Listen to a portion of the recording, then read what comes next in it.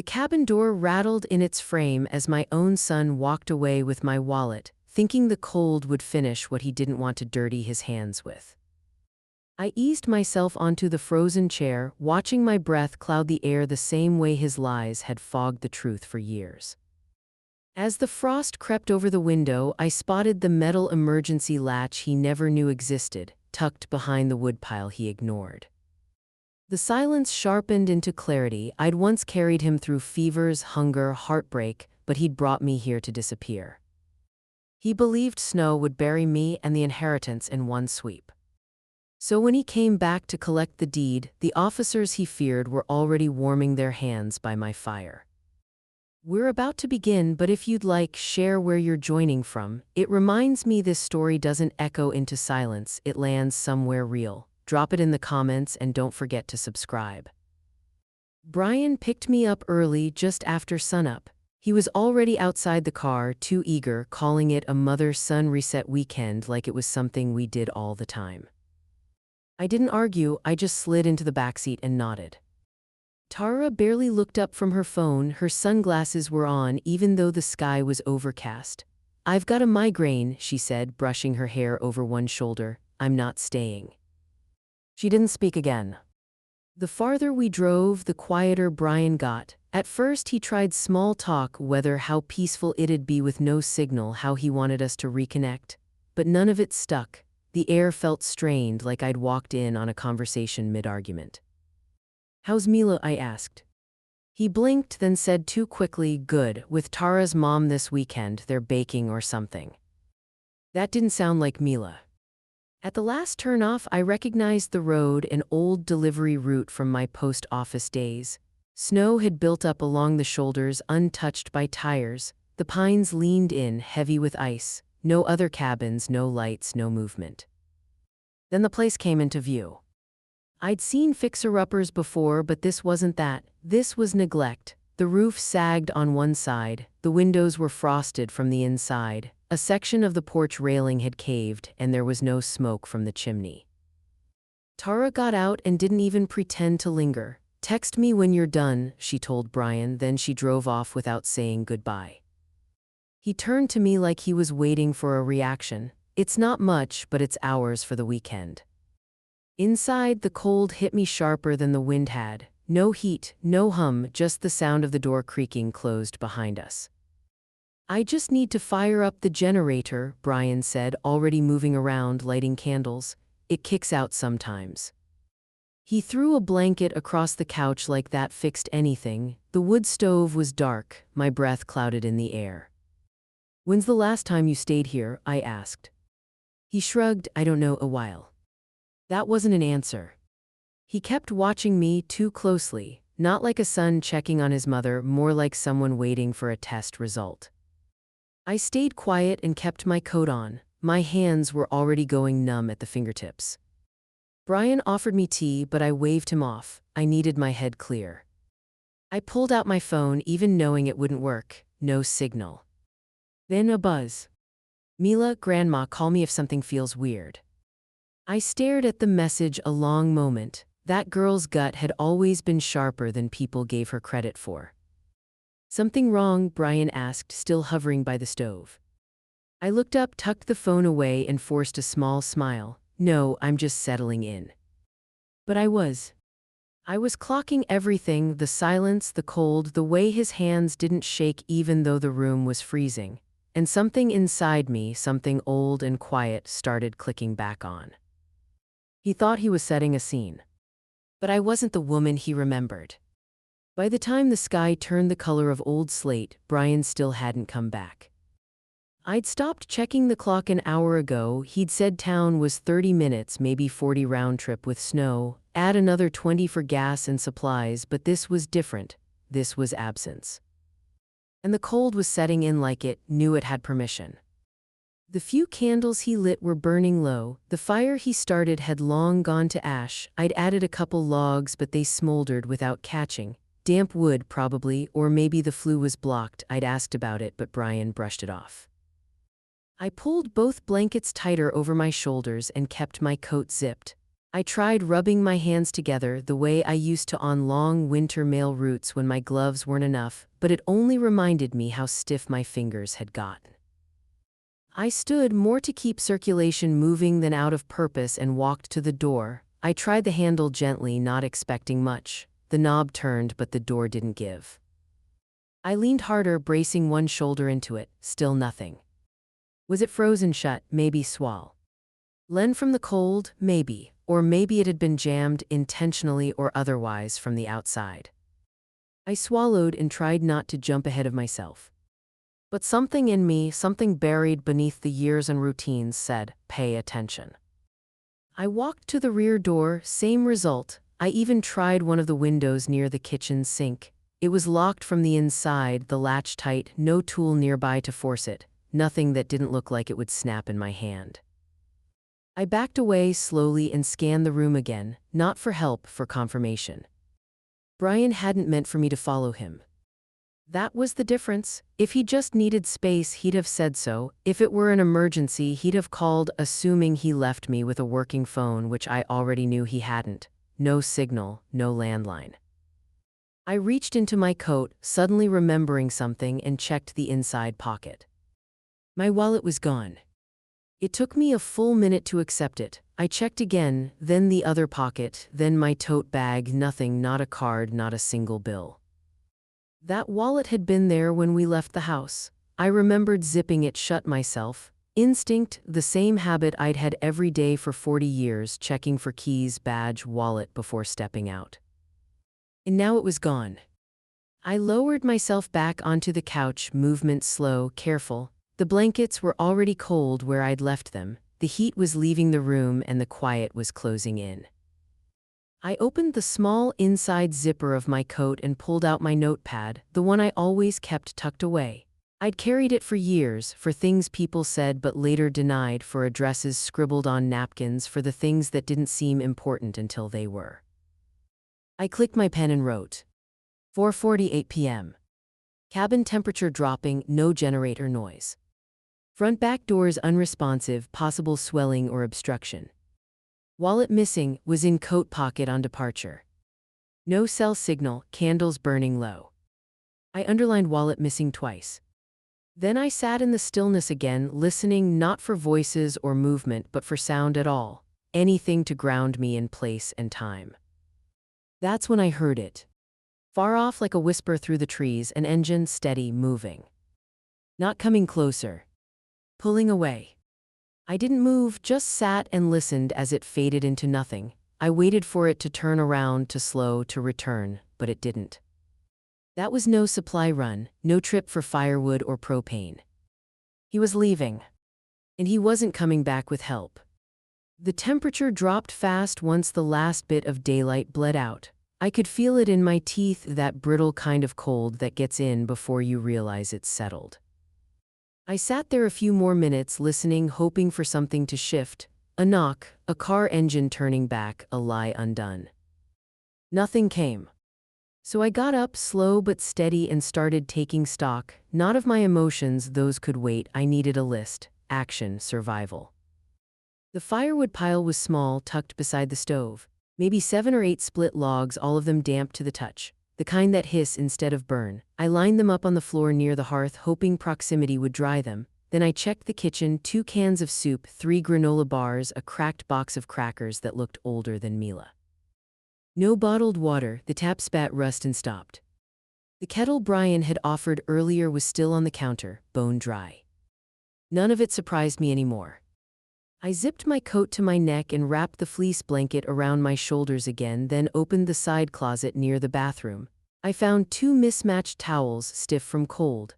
I folded one, wrapped it around my hands, tied it off with a strip of an old t-shirt I found in the hamper. Postal training always taught us, protect the extremities first. Fingers and toes go numb before you realize you're losing them. I flexed my hands through the towel wrap, still responsive, good. Next step, heat.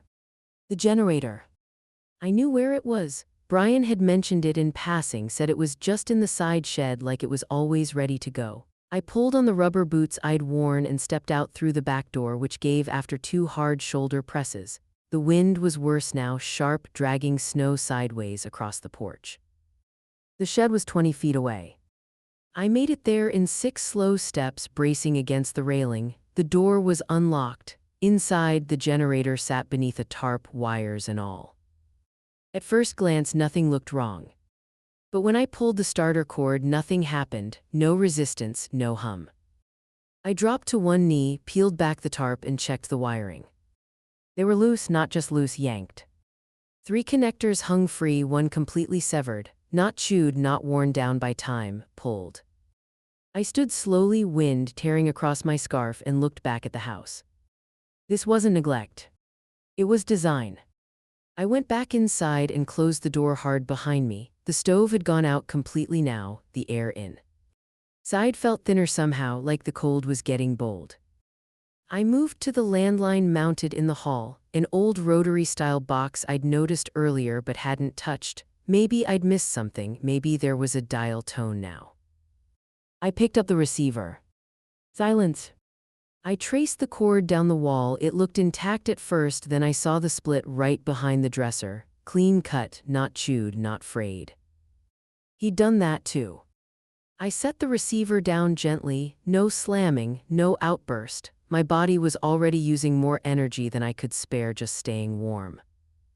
I wrapped myself tighter and sat again on the couch, pulling the blankets over my knees and flipping back through my notepad. 5:52 p.m. Generator wires disconnected, landline cord cut.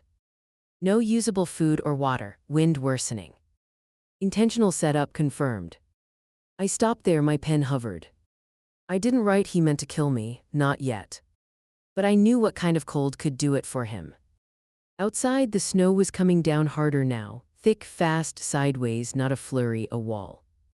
It wouldn't take long before the cabin was buried, door lines sealed, the whole place swallowed. And still no panic. I just sat there in the silence he'd left behind, letting the cold talk to me, and thought. You think I'm soft enough to die like this? I don't remember falling asleep, only that at some point I stopped checking the time. The cold does that, takes little pieces of your awareness until the hours fall off like frost-bitten skin. I stayed upright, blanket-trapped, boots still on, not because it was comfortable but because lying down felt like giving in. The last log burned to a stub. I don't remember watching it die. What I do remember, clear as a bell ringing through snow, is the sound of the door. A sharp crack. Then a voice, not yelling, just firm, "Eleanor." I blinked. The shape in the doorway blurred against the brightness behind it. A figure holding a lantern. I didn't trust it at first, didn't trust my eyes. My hands were stiff, my shoulders locked in place. Even moving felt abstract. "Jesus," she muttered, stepping inside. "Ellie, it's me, it's Ruth." Ruth? The name landed like something solid in my mind, something real. She was already kneeling beside me, fumbling with a pack, shaking out one of those foil-like rescue blankets I remembered from my training days. It crinkled like a candy wrapper in her hands. "Let's get this around you, all right, you're freezing." I didn't argue. She wrapped me up tight, then pulled another over my lap. Her hands were warm, her grip steady. "How did you—" My voice came out brittle, more breath than sound. "Mila called me," she said something didn't sit right. I drove up, saw the snow tracks, the empty shed. "Your lights were out. I had a key from back in 09, remember?" I nodded, or thought I did. The key, the lockbox we used for old weekend shifts. She helped me stand slowly, one arm around my back. "Truck's warm, you'll feel your fingers again by the time we hit the highway." The wind outside cut like razors, but Ruth was quicker than the cold. She shielded me step by step to her truck, engine already running, heat blasting from the vents. The seats burned against my skin in the best way. I didn't realize how badly I'd been shaking until I stopped. She handed me a thermos, warm water, small sips. I nodded again. I wasn't crying, I wasn't angry, just present. That felt like enough. At the emergency center, the medic didn't ask many questions, just checked my core temperature, looked over my hands, asked if I'd fallen. Ruth answered most of it for me. I focused on breathing in through the nose, out through the mouth, like I'd taught Mila during storms when she was little. "You're lucky," the nurse said quietly, laying another blanket over my legs. Few more hours and it'd be a different conversation. I didn't feel lucky. I felt awake. My phone buzzed from Ruth's coat pocket, the one I'd slipped it into once we had signal. She pulled it out and handed it to me without a word. Mila. Grandma, where are you? Dad said you needed space and that you didn't want anyone calling. My hand steadied as I typed. I'm okay, I'll call you soon, I love you. Her reply came back fast. I knew he was lying, I knew it. I handed the phone back to Ruth.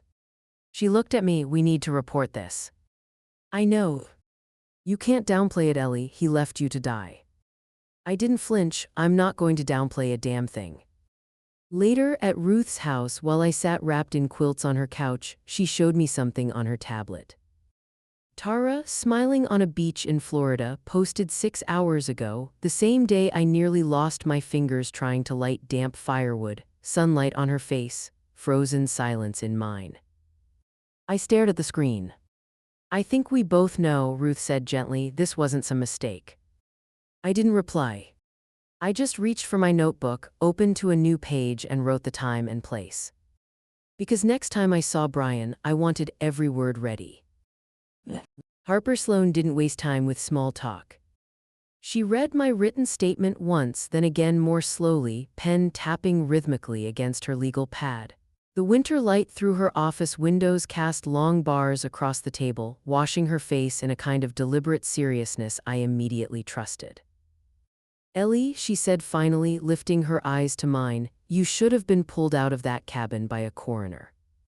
I didn't look away, but I was. That's why we're here. Ruth sat beside me, arms crossed tight, as if holding the room still in case I faltered. I didn't. I'd felt fragile the night she found me, but not today. Today, everything in me felt sharpened.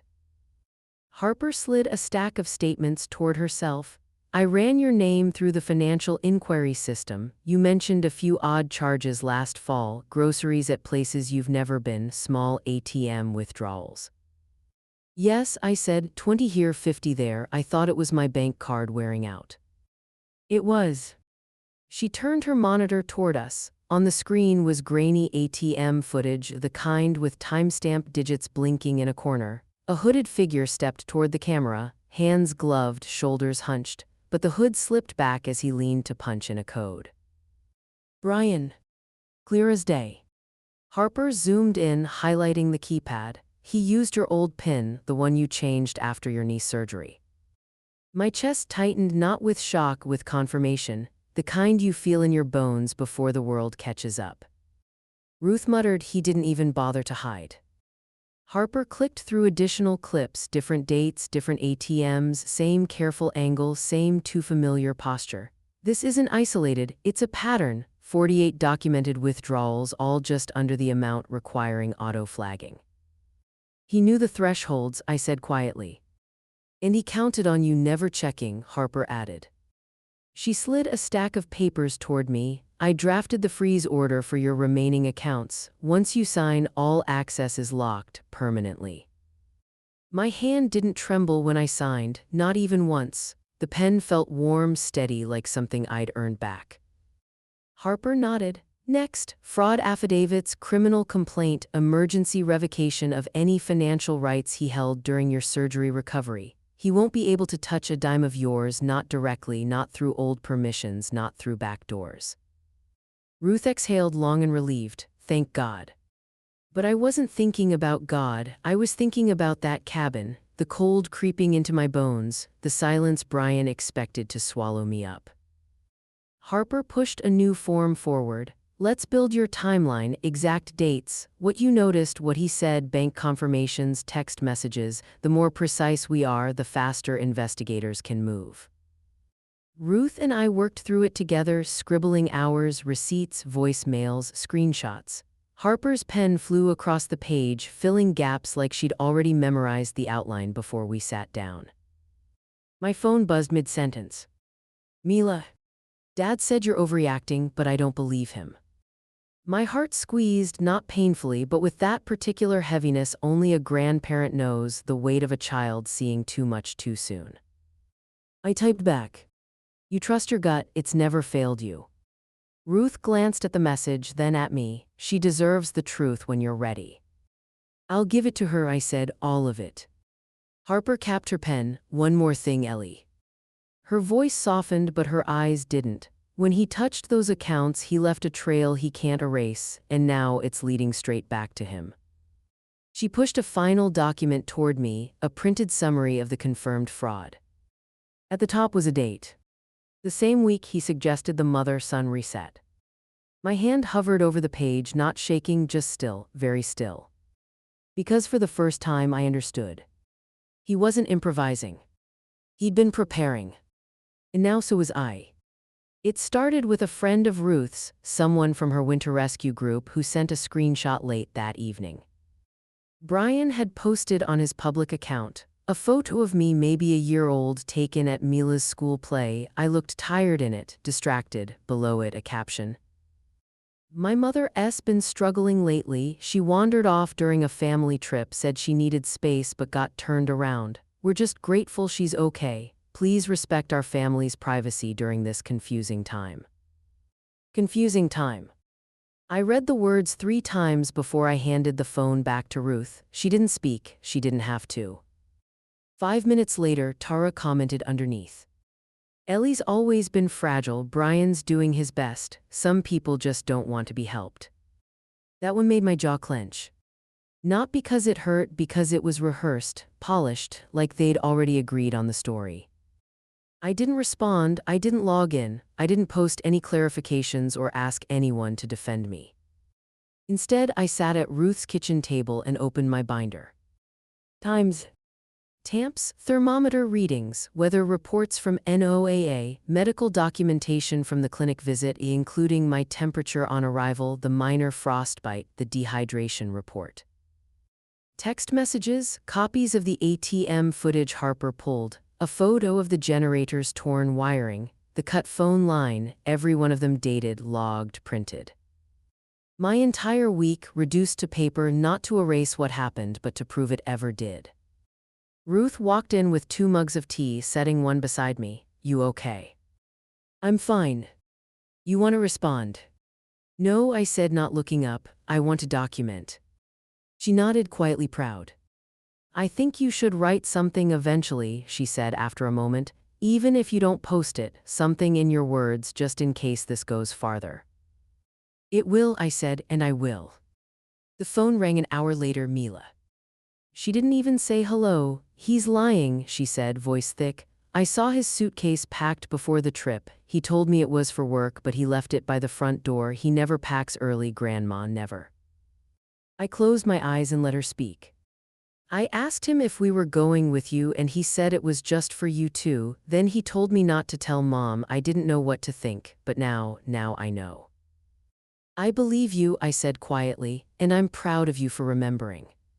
She sniffled on the other end. Are you mad at me? No, honey, you did everything right. After we hung up, I updated the timeline again. Mila's memory, Brian's suitcase, the way he lied in layers, not just to me but to her, stacking narratives like sandbags around himself, hoping no one would notice the leaks. I didn't cry, I didn't pace. I just sat there, methodical, organized, quiet. The same way I used to sort mail during a blizzard, one envelope at a time, even if the roof groaned above me. Because I'd learned something in that cabin, something I hadn't expected. Silence doesn't mean surrender. And calm doesn't mean compliance. It started with labeled tabs. Medical, timeline, transactions, physical evidence, statements. I used color-coded markers on each divider like I used to when prepping postal route audits. There was comfort in the structure, in the steady logic of a well-organized binder. Because the thing about liars, they depend on chaos, fog, gaps in memory. I wasn't going to give him any. Each page had a purpose. Photos of the cut landline cord, a screenshot of the weather forecast from the day Brian left me in the cabin, wind chill warnings flashing across the bottom of the screen, my intake report from the emergency clinic, the text Mila sent me, even a printout of Tara's beachside Instagram post, time-stamped to the hour I'd been fighting numbness in my hands. I didn't skip a single detail. If it was verifiable, it went in the binder. Harper met us at the sheriff's substation on a sleet-heavy afternoon. She'd already filed initial fraud reports with the credit union and the state office, but this was different. This was formal. A deputy named Lindstrom took my statement. No clipboard, no raised eyebrows, just a worn legal pad and a voice that said, "Take your time." I did. I spoke clearly, slowly, only pausing to refer back to the binder. He didn't rush me. When I finished, he nodded and said, "That's one of the most thorough statements I've ever taken." "I've had practice," I said. "This time I'm just not mailing it to anyone." When we stepped back into Harper's car, she pulled into gear, then looked over. "If you're ready, we should talk about your assets." "What about them?" "Protecting them," she said. "Right now we're on a fence, but you need a defense too, a trust structure, one Brian can't touch, inherit from, or challenge." I looked out at the thick gray sky. "You think he'd come for what's left?" She didn't answer. She didn't have to. Back at Ruth's, we laid out the financials over the kitchen table, my retirement savings, the house deed, the small accounts Mila's mother never remembered to check. Ruth poured coffee. Harper worked like a surgeon. "We'll move everything into a protected living trust," she explained. "You'll be the primary trustee, but we'll name Ruth as successor in case of medical emergencies. I'll make sure any accounts Brian previously accessed are closed entirely. No breadcrumbs." I signed slowly, carefully, rereading every line before I put my name down. Not because I doubted Harper, but because I refused to give Brian another inch of blind trust. The last form finished printing just as my phone buzzed again. "Mila, can I stay with you a while if things get worse here? Just for a bit, I feel safer with you." My throat tightened, the way it does when you're not quite crying but the air feels too thick to swallow. I showed the message to Ruth. She didn't say anything, just reached over and squeezed my wrist once, warm and steady. I tapped out a reply slowly. "Always, you're not a burden, you're mine." I stared at the screen long after the message sent, imagining the look on her face when she read it. I'd made a lot of compromises over the years, but she wasn't going to be one of them. Ruth folded the last of the documents into a folder and looked over. "You know he's going to come knocking once he realizes you're not cornered." I closed the binder with a quiet snap. "I'm counting on it." His voice hit the machine just after 9 p.m. "Mom, I don't even know where to start." The message played through the speaker on Ruth's end table, tinny and flat. I didn't move from the couch.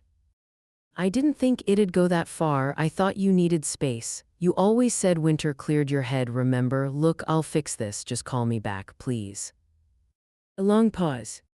"I know you're mad. I would be too, but it's not what you think. I can explain." The machine clicked off. Neither Ruth nor I said a word. 5 minutes later, it beeped again. Tara, this time her voice was tighter, defensive. "Alina, I just want to say I didn't know Brian was going to do it like that. He's been under a lot of pressure. The business, Mila's school, his credit score, he panicked. We all make bad choices under stress." She paused just long enough to make it sound human. "And I don't think putting this in the system helps anyone. It'll ruin his life. You're not like that." Another click. I stared out the window. The moonlight made the snow look calm, clean, like it hadn't buried anything. Ruth didn't ask if I wanted to respond. She knew better. Instead, I stood and walked to the table where Harper had left the trust papers, a yellow sticky note still attached with her next steps written in tidy print. "Transfer savings, close linked accounts, notify probate." I followed it like scripture. By noon the next day, every penny I'd saved since retirement, every rollover from the post office pension, every CD, every modest investment was moved into a protected account in the name of the trust. Harper called once to confirm, her voice crisp as fresh linen. "No assets remain vulnerable. We've sealed every side." I thanked her, but she didn't linger. "Now we go after the credit line," she said, "the one he took out in your name." The words should have stung. They didn't. Harper drafted a petition to challenge the validity of the line, a quiet but lethal document that included notarized statements, transaction logs, and the timeline Ruth and I had built by hand. Every dotted line he signed, every form he submitted while I was recovering from knee surgery, was cataloged and marked for investigation. She emailed me a final copy. I opened it, read every word. He hadn't just signed my name. He'd used my recovery, my trust, as cover, quiet theft layered in just enough plausible care to keep it hidden. Until now. The next day, Ruth drove us to the sheriff's office. The air was dry and still, the roads salted but slick under sun glare. I wore the same coat I'd had on in the cabin, the one with the ruined lining and the zipper that only caught halfway. I didn't want to replace it, not yet. Inside, I handed Deputy Lindstrom the formal criminal complaint. Ruth stood beside me, her arm brushing mine. He skimmed it, then nodded, well prepared as always. I try. We'll be in touch soon, he said. I'll let you know what the district attorney says once it's reviewed. I nodded, I'll be waiting. Back at Ruth's, the answering machine's red light blinked again. 2 new messages. I didn't play them. Instead, I took the machine's cord, wrapped it neatly, and slipped the whole thing into a kitchen drawer. Ruth raised an eyebrow. That's new. He's not getting another inch of my headspace, I said. Then I sat at the kitchen table, poured myself a glass of water, and reviewed Harper's list again. 1 item left. Mail formal complaint to the credit union. I sealed the envelope, pressed the edges tight, and set it beside my binder. Then I opened my phone, 1 unread text. Milo again. Did you call him? I typed back. No, and I won't. The call from Harper came early, too early for anything routine. Ruth had just poured coffee when my phone vibrated across the table. Harper didn't waste time with greetings. Ellie, she said, voice flatter than usual, I need to come by, in person. My stomach tightened, not with dread, with recognition. That tone meant she'd found something, another thread in the fabric Brian thought he'd stitched tight. She arrived 20 minutes later, shook snow off her coat, and set a thin folder on the table. Not the thick kind filled with printouts and logs, just a few sheets, the dangerous kind. I dug deeper, she said, sliding the first page toward me. Not into your accounts this time, into probate records from your brother's estate. My breath caught in my throat. Robert S. She nodded. You told me he had a modest pension, monthly disbursements, nothing large. That's right. Well, she tapped the page. For the last 6 months of his life, the checks were rerouted to a secondary address. The room went still. Even the furnace felt like it had paused to brace. I forced my voice steady. Whose address? Harper held my gaze a moment before answering. Brian's. The world didn't tilt, it didn't crack, it just aligned, all the unspoken equations balancing at once. Of course, the cabin wasn't his first betrayal. Of course, he'd tested boundaries before crossing them. That's how people like him make their way, inch by inch, lie by lie, until you're standing in a freezing cabin wondering why you didn't see it sooner. Ruth's hand found my forearm, gentle but grounding. Ellie, I'm so sorry. I'm not, I said, and it was true. Shock had long since left me. This was clarity. Harper opened the next page, a note from the sheriff's office. Deputy Lindstrom called after reviewing your statement. He said this isn't a one-time lapse in judgment. It resembles a pattern, targeted exploitation of vulnerable relatives. I sat with that, let it settle. Brian hadn't slipped. Brian had practiced. Before we could say more, Ruth's phone buzzed. She frowned at the screen. It's from Jenna, she said, her niece. She says Tara deleted every social account she has, Instagram, TikTok, Facebook, all gone. Why now? I asked. Harper answered for her. Investigators reached out to Tara's employer this morning. Standard procedure when establishing timelines. Someone tipped her off. Of course, rats flee first. I leaned back, letting the heat from the mug warm my palms. Every move they made now, every deletion, every frantic message confirmed what they feared most, truth, not revenge. My phone buzzed then, a voice note from Mila. I hesitated only a second before playing it. Her voice was small but determined. Grandma, I want to live with you. Dad's angry all the time. He says you're doing this to punish him, but I know that's not true. I don't feel safe here. Please, please say yes. My breath shuddered, Ruth's eyes softened. Harper closed the folder, respectfully giving me space. I replayed the message once just to hear the steadiness under the fear. She wasn't running from something, she was choosing something. I need a pen, I said quietly. Ruth, pass me one. I opened my estate file, the one I hadn't touched in years, and crossed out Brian's name with a single, clean line. There was no anger behind it, only accuracy. Then I wrote Mila's name beside the guardianship heading. My handwriting didn't waver. Harper watched me finish. Once you sign and notarize that, she said gently, your wishes stand even if he tries to challenge them. He won't, I said. He's losing control, not gaining it. Harper slid another document forward. There's one more protection I recommend, a restraining order. It creates a legal boundary. If he approaches you, contacts you, tries to interfere with witnesses, there are consequences.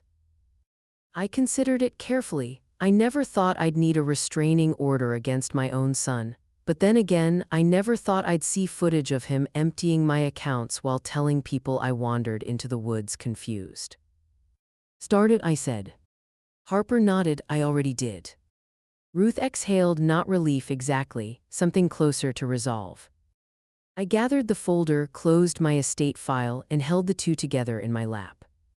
Two legacies, the lies he'd left behind and the truth I was choosing ahead. Ellie, Ruth said softly, you know he won't expect any of this. I looked at the snow-covered yard outside her window, quiet, still, deceptively peaceful. That, I said, is exactly the point. The knock came just after 4. 3 sharp raps, like he was still entitled to be heard. Ruth and I were in the living room. She was cross-stitching. I was reviewing Harper's latest notes on the upcoming hearing. We both froze, not in fear, but in recognition. She looked at me. I didn't move. Then it came again, louder, not frantic, not yet, just persistent. Mom, it's me. I stood slowly and walked to the front window. The blinds were already half drawn, but I lifted one slat just enough to see. Brian stood on the porch, shoulders hunched, coat unzipped like he'd rushed over. He had one hand tucked in his pocket, the other braced against the doorframe. I didn't open it. He knocked again, softer this time. Can we just talk, please, just talk?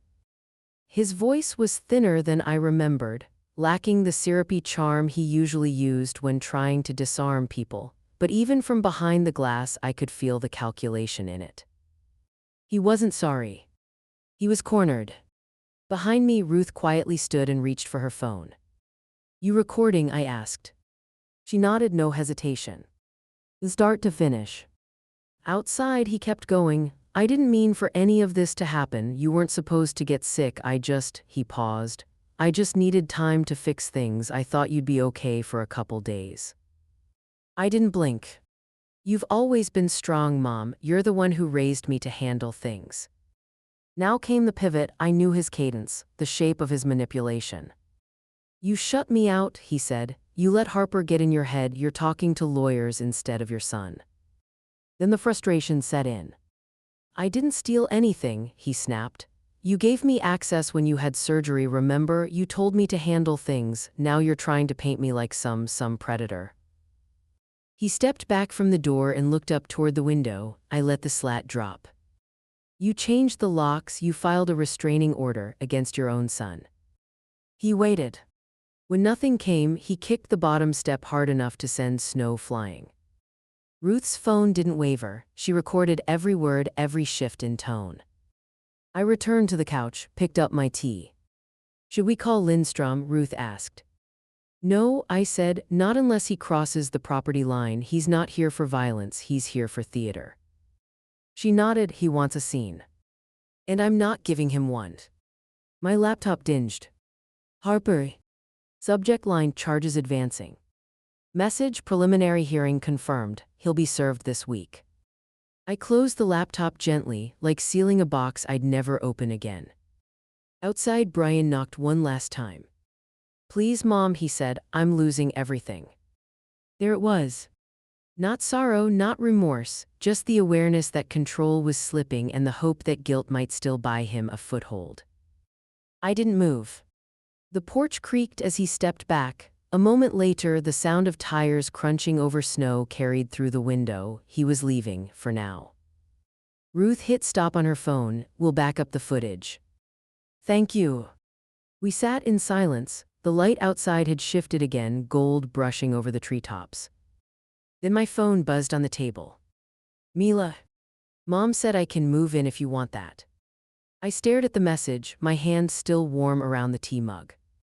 I didn't reply right away, I just read it again and again.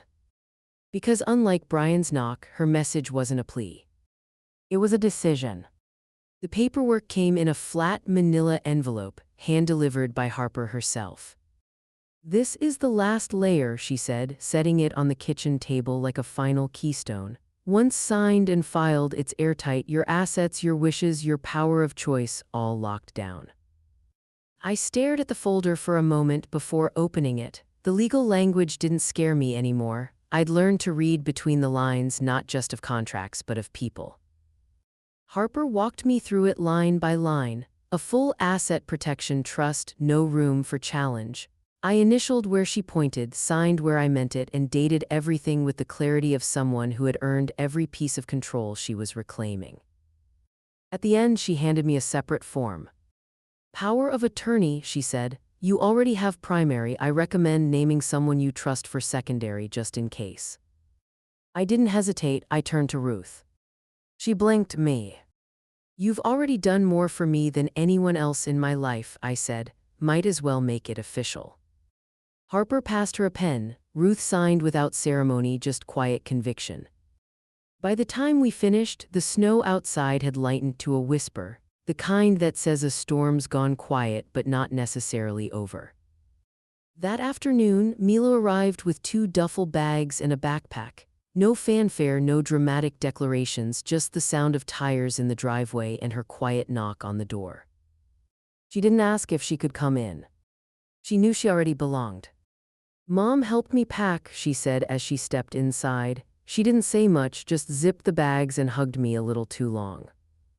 I hugged her too, then took her coat and guided her into the spare room, the one that still had her old science fair ribbons on the wall and the quilt I'd made when she was 5. "You're not a guest," I told her, "you're home." She smiled, but it didn't quite reach her eyes yet. That would take time and safety. An hour later, my phone buzzed again. "Tara." Her message was short. "He's spiraling, please help." No greeting, no apology, just 6 words trying to hand me back the fire she helped light. I didn't reply. I forwarded the message to Harper. 15 minutes later, she wrote back. "Logged for record, no response needed." I closed the phone and left it on the counter. Mila was on the couch, curled in a blanket, flipping through a photo album I didn't know she'd found. Ruth was making tea. And I felt still. Not peaceful, not yet, but solid. At dusk, the sheriff called. Ruth answered and handed me the receiver. "Eleanor," Deputy Lindstrom said, voice low, "I thought you should know before the paperwork goes public. We've confirmed Brian's involvement in 2 other fraud cases, both relatives, similar patterns, one pressing charges in Washington state." I didn't say anything. "There's a federal inquiry forming," he added. "We'll keep you updated." "Thank you," I said. After the call, I stepped onto the back porch, pulled my coat tight, and looked out at the snow-covered yard. I thought about the cabin, about the silence he'd left me in, and how piece by piece I'd built my way back out of it.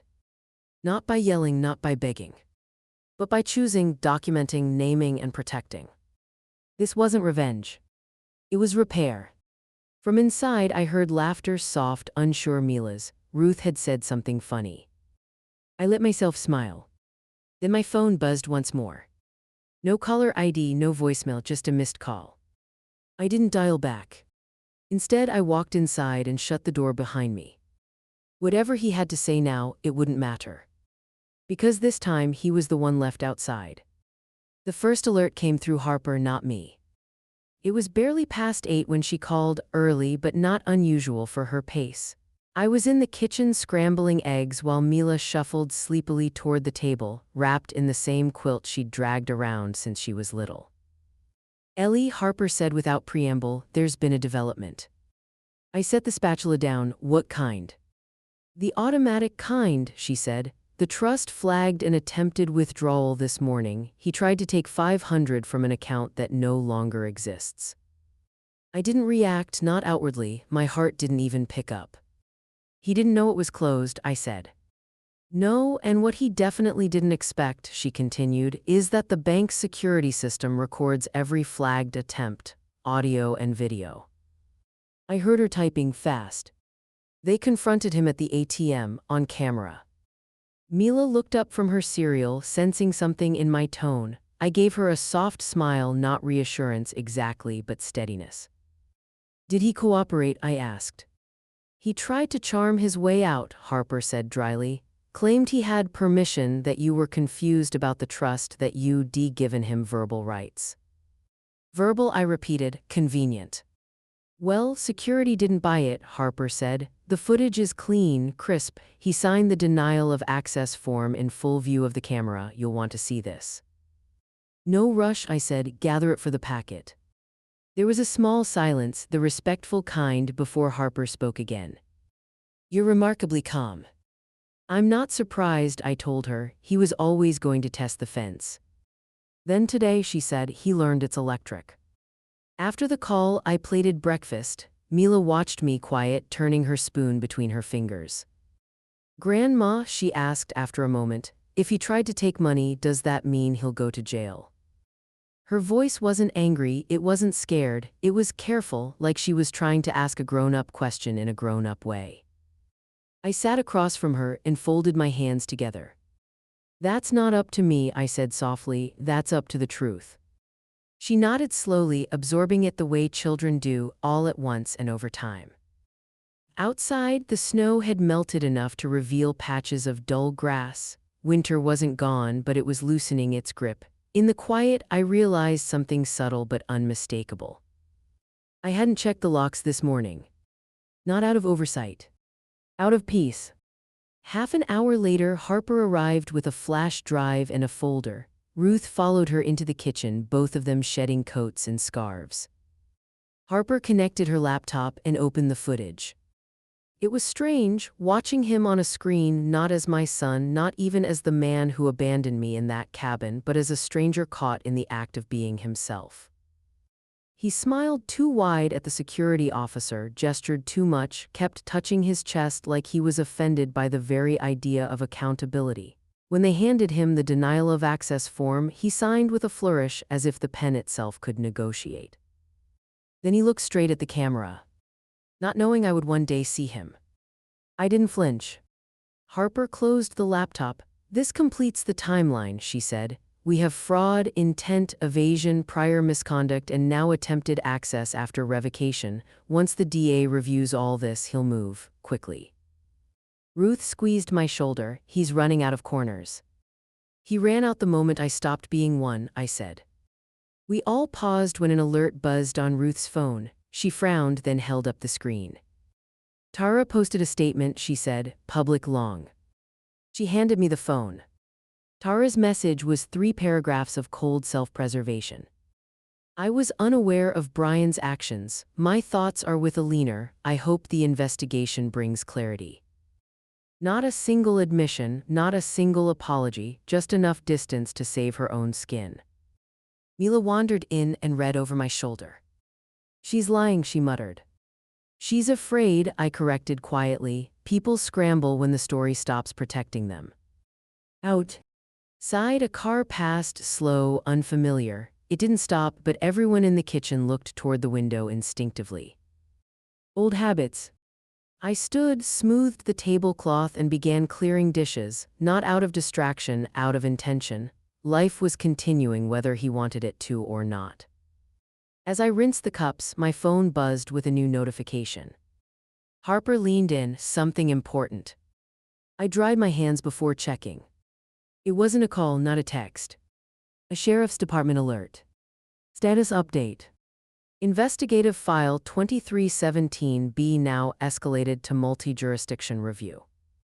My breath stilled just for a moment. Ruth read over my shoulder. That means federal involvement, doesn't it? I nodded. And before anyone could speak, the phone buzzed again. A second alert. Notice, a warrant request has been submitted for Brian Briggs, pending judge approval. I didn't sit. I didn't speak.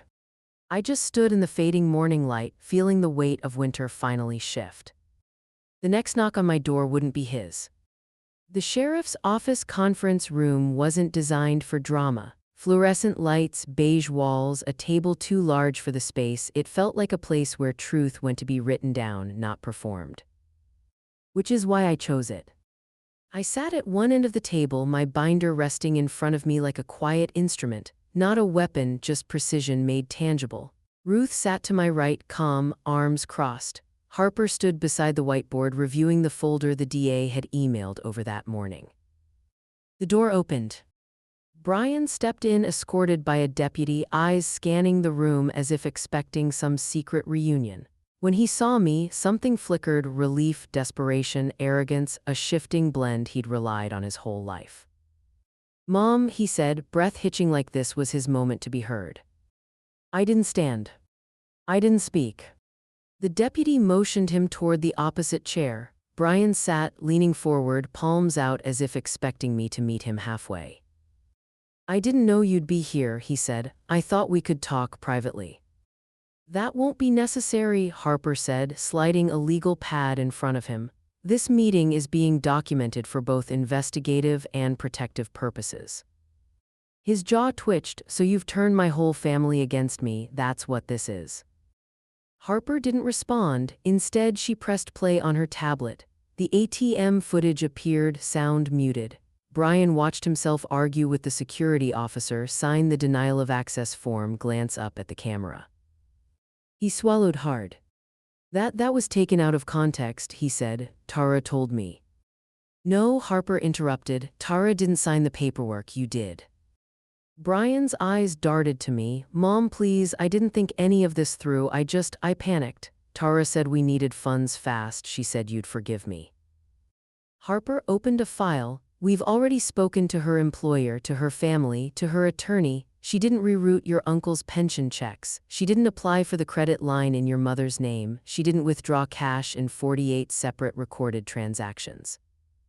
Each sentence narrowed the room. The walls stayed the same size, but Brian seemed to shrink. His voice cracked. "You don't understand, she pushed me." Deputy Lindstrom cut him off gently. "Mr. Briggs, the signatures are yours, every one of them." For the first time since he walked in, Brian looked truly lost, like he'd stepped onto a stage and forgotten which play he was in. I finally lifted my binder. His eyes widened. "Mom, don't, please." I opened it and placed it between us. "This," I said softly, "is everything you thought I wouldn't notice." My voice wasn't loud. It didn't need to be. It carried the same steadiness I'd used on winter routes when storms tried to swallow the horizon. "You left me in a freezing cabin," I continued. "You cut the phone line, you drained my accounts, you told people I was confused, and you thought silence meant I wouldn't connect the dots." He blinked fast, like the room was getting bright. "I didn't mean to hurt you," he whispered. "I know," I said. "You meant to use me." He dropped his gaze. I slid one final document across the table, a sealed envelope. "What's this?" he asked, voice thin. "My updated will," I said, "a courtesy copy." He hesitated before opening it, scanning the first page, then the second. His brow furrowed, his breath caught. He flipped back and forth, searching for something that wasn't there.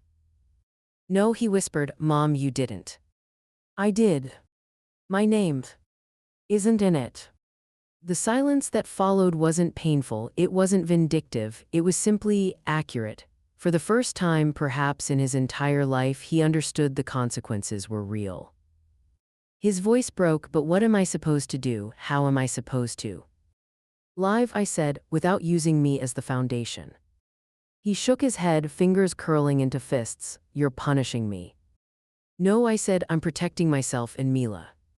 At her name, his head snapped. "Up, she's been talking to you. She doesn't understand. She's just a kid. She doesn't know what she's saying." "She knows exactly what she's saying," I replied, "and she doesn't feel safe with you." His breath hitched, a strangled sound, grief mixed with entitlement. "This can't be happening," he whispered. "It already has." Harper stepped forward. "Mr. Briggs, the warrant is awaiting judge approval. You are not under arrest today, but you are not to contact your mother directly or indirectly. that includes Mila. Brian looked at me like he expected me to protest. I didn't. His shoulders collapsed inward, hands trembling slightly as he pushed back from the table. You're really done with me, he said. I didn't answer. Some truths don't need to be spoken to be heard. The deputy opened the door. Brian hesitated, glancing back once more, not for permission, for power he no longer had. He found none. He walked out. And as the door clicked shut, Harper said quietly, Ellie, that was the moment he realized it. Realized what? Ruth asked. I closed the binder. That I'm not his escape hatch anymore. But even as calm settled in my chest, I felt something shift, subtle, cold, inevitable. The storm wasn't over. It was about to reach the courts. The last signature came on a Tuesday. Harper met me at the county clerk's office with a stack of final guardianship papers, a notary in tow. I signed where she pointed. Calm, steady, Mila's name on each page felt like bricks laid into something solid, not a wall, not a trap, but a foundation. When we stepped outside, the wind carried that brittle cold that only comes after a thaw, sharp but not cruel, the kind of wind that reminds you winter hasn't left, just loosened. She's secure now, Harper said, glancing at her watch. No more provisional language. If anything happens to you, it's Ruth, not Brian, and no judge can override that. I nodded, my hands still in my coat pockets. He's going to feel it, Harper added, the absence of control, and it's going to echo. I know, I said, but it won't reach here. That weekend, Ruth helped me install a new security system. Not because we expected him to come back, he wouldn't risk the warrant, but because it mattered to Mila. We did it together, side by side in thick gloves, threading wires beneath the eaves and testing motion lights along the porch. Ruth cracked jokes when the app wouldn't sync. I laughed harder than I had in months. You sure this isn't overkill? She teased. No, I said, this is precaution. When we finished, we stood at the edge of the driveway watching the blinking blue indicator on the doorbell cam. It wasn't flashy, it wasn't expensive. But it meant the only people who came through that door would be ones we chose. The following week, I was invited to speak at a local winter resilience group, the same one Ruth belonged to, the same group that had quietly gathered coats, batteries, and backup chargers when I'd first arrived back in town. I stood in a church basement under soft yellow lights, clutching a thermos of tea while nodding to strangers who already seemed to know my name. I'm not here to tell you what survival looks like, I began, my voice steady, only what it looked like for me. I didn't say Brian's name, I didn't talk about bank accounts or betrayal or police reports. I talked about silence, about the weight of cold creeping into joints, about the moment you realize you've been waiting for someone to come save you and they aren't coming. And what happens when you decide to save yourself anyway? A woman in the back wiped her eyes. A man with frostbitten hands nodded like I'd echoed something he'd never said out loud. Later, Ruth squeezed my shoulder. You just gave 10 people permission to feel what they've been carrying for years. I didn't plan that, I said. Exactly, she smiled. That's why it mattered.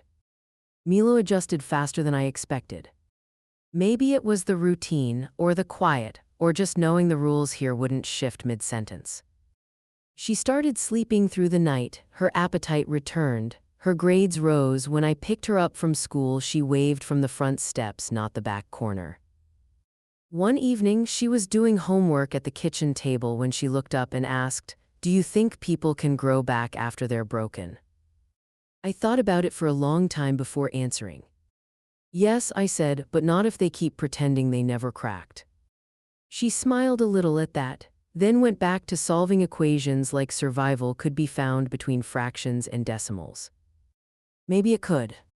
Harper called on a Friday afternoon with a final update. Tara's gone, she said. Gone. Relocated to Arizona, no forwarding address, closed out her bank account, sold her car, erased her socials again. She's running. She's distancing, Harper corrected, from a story she helped write. I didn't say anything, I didn't have to.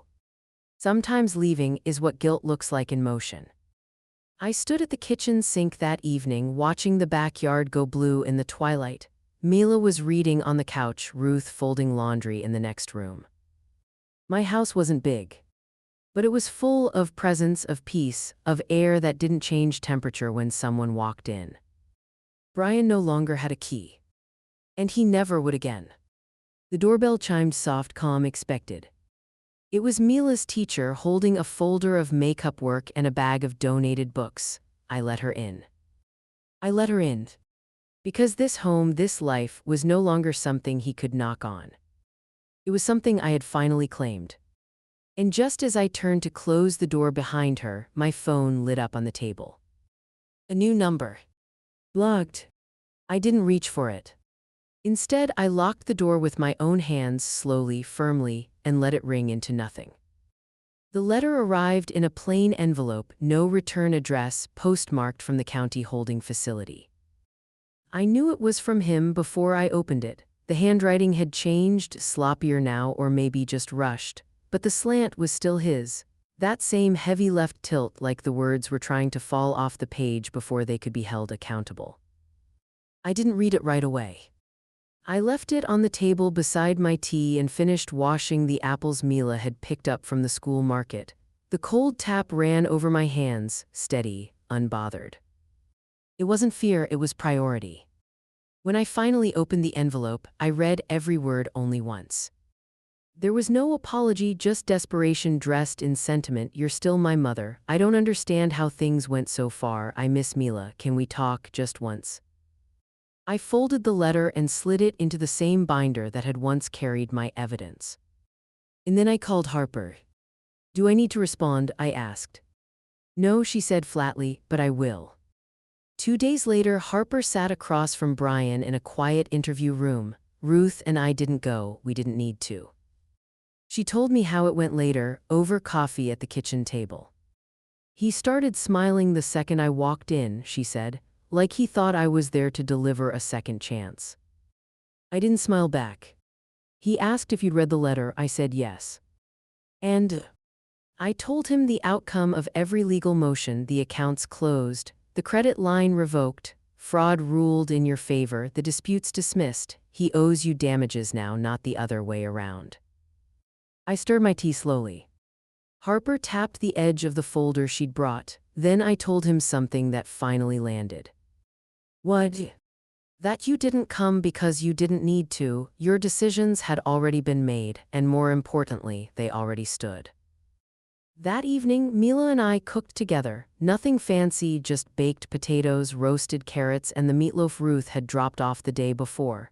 Mila grated cheese with focus, her hair tied up in a loose braid she'd done herself. Think Dad will write again? She asked, not looking up. He might. Will you answer? I paused at the cutting board. Probably not. She nodded, no protest, no sadness, just quiet understanding. I like it better here, she said after a moment. It feels like nothing's hiding. I reached over and tucked a strand of hair behind her ear. That's how it's supposed to feel. Later, Ruth came by with something wrapped in brown paper and twine. It's not much, she said, brushing snow from her coat. Just something I saw at the woodshop, thought of you. I peeled back the wrapping. A small plaque, hand-carved, the grain rich and dark, smoothed by age.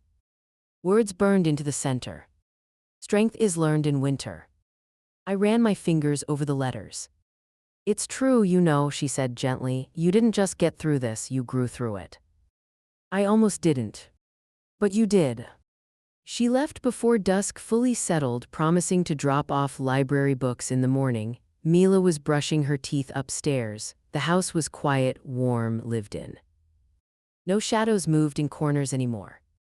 I sat at the kitchen table with my journal, the same one I started the night after the cabin, and turned to the last page. I wrote, I survived the cold and the person who put me in it. I closed the cover. And just as I stood to turn off the lights, I paused at the front door. One last check, not out of fear, just closure. The lock clicked into place with ease. No one was coming to take anything anymore. And even if they did, they wouldn't find the version of me they left behind. Because that version was gone. My son left me in a freezing cabin and took my money, but in the end, he never expected the warmth of the life I built without him.